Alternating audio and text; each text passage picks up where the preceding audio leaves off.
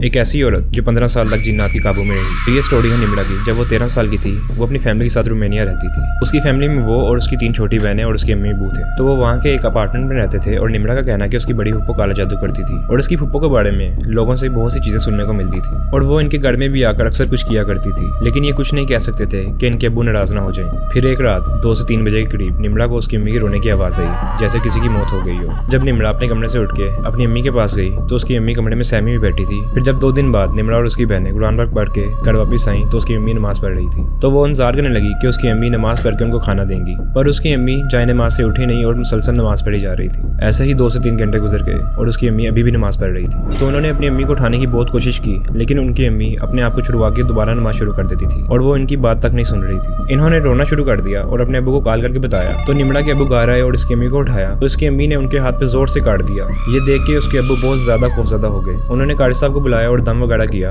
और बड़ी मुश्किलों से उनको बेड पे लेटाया और वहाँ पे सुला दिया। तो अगले दिन फजर के वक्त निम्रा उठी और उसने कमरे में देखा तो उसकी अम्मी नहीं थी। उसने बाहर जाके देखा तो उसकी अम्मी घर में कहीं भी नहीं थी और बाहर का दरवाजा खुला हुआ था। निम्रा ने जाके अपने अब्बू को बताया तो उसके अब्बू ने ढूंढने लग पड़े और जब उन्होंने बाहर जाकर देखा तो उसकी अम्मी बाहर सड़क पर सजदे की हालत में थी और उन्हें कोई होश नहीं थी। फिर जब वो उन्हें घर लेके आई तो वो कहने लगी कि ये मेरा घर नहीं है। उसकी अम्मी निम्रा और उसकी बहनों को घूर रही थी और गुस्से में कह रही थी कि ये मेरे बच्चे नहीं है। निम्रा का कहना है कि हम अपनी अम्मी से बहुत अरसे तक डरते रहे और उसकी अम्मी बहुत अजीब सी बातें करती थी। वो कहती थी कि यहाँ ना बैठो, यहाँ बच्चे सो रहे हैं, और वो कई देर खुद से बातें करती रहती थी। और कई बार निम्रा की अम्मी रात के वक्त जहाँ निम्रा और उसकी बहनें सोती हैं उनके बेड के पास खड़ी होकर उनको घूरती रहती थी। फिर निम्रा अपनी फैमिली के साथ पाकिस्तान वापस आ गई और उन्होंने कई जगह इलाज करवाया डॉक्टर से और पीर साहब से, लेकिन कोई फर्क नहीं पड़ा। अब इस वाक़े को 15 साल हो गए हैं। अब निम्रा की अम्मी उनको पहचानती तो है लेकिन इनका ख्याल नहीं रखती और अकेले हंसती रहती है और खुद से बातें करती रहती है। तो आपका क्या कहना है इस बारे में? क्या निम्रा की अम्मी पे किसी ने काला जादू करवाया है या उनसे अनजाने में कोई ऐसी चीज हुई जिससे जिन्नात का नुकसान हुआ हो? अगर ये वीडियो अच्छी लगी इस वीडियो को लाइक करें और शेयर करें।